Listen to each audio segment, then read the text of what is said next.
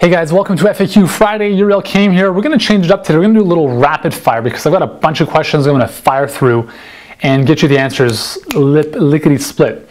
First one, about coconut oil. Jeffrey's been using it for almost a month and his doctor just told him to avoid it because his cholesterol, which is on the high side but not too high. What do you do about coconut oil? Well, if you've only been using coconut oil for 1 month, I guarantee that probably that's not the reason your cholesterol is high. Look at other factors in your life, look at other factors in your diet, and I guarantee you those are the problems. Cholesterol from coconut oil is so minimal and so really insignificant compared to the benefits that coconut oil provides that I don't think it would be a problem at all. Even though your doctor recommended to stop using coconut oil, my personal advice is that you're better off listening to a car mechanic in respect to getting nutrition advice than you are from your doctor, okay? Having said that, I'm not your doctor. Please listen to your doctor's advice.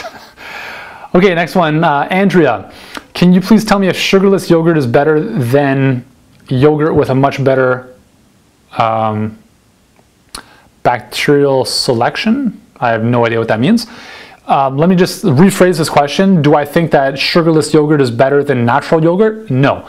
Anytime you get a packaged food or processed packaged boxed food, always get it as whole as possible. So low fat, low sugar, low whatever, burn that stuff, okay? Basically, that means that it's been more and more processed. They're taking out the sugar, they're putting in aspartame, they're putting in Splenda, some kind of artificial sweeteners, and it's a disaster, okay? So if you're gonna have yogurt, get the full fat yogurt, no sugar added, no fruits in there, just plain Greek or full fat yogurt, okay? That's it. Okay, I've got another question, our final question from Minashri, who says that she's got, or he has, I'm assuming it's a she, because most men don't usually have iron issues. Minashri is talking about how she just got a blood test done and it found that she has low levels of iron. Her hemoglobin and B12 levels are okay. Okay, so this is pretty common with women, especially if you're menstruating. What do? Well, first of all, you look at taking a multivitamin with an iron component to it. You would stop this once you hit menopause and go to a kind of a male type of multivitamin which does not contain iron because you're not losing blood anymore. Therefore, you'd not be losing iron, and you don't want too much iron in the body if you're not losing blood.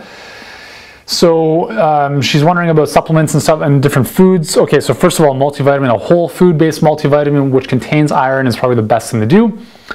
You can look at things like red meat, which contains a good amount of iron, just again, small amounts of it. And the trick with red meat is to eat it in conjunction with vitamin C.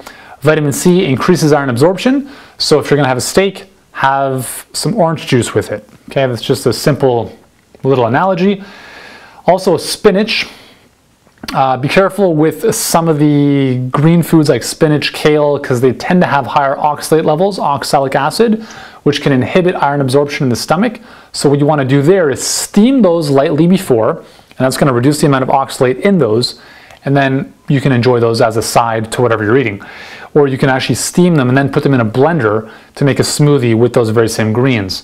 Because the raw versions can inhibit some of the iron absorption, maybe a bit of an issue.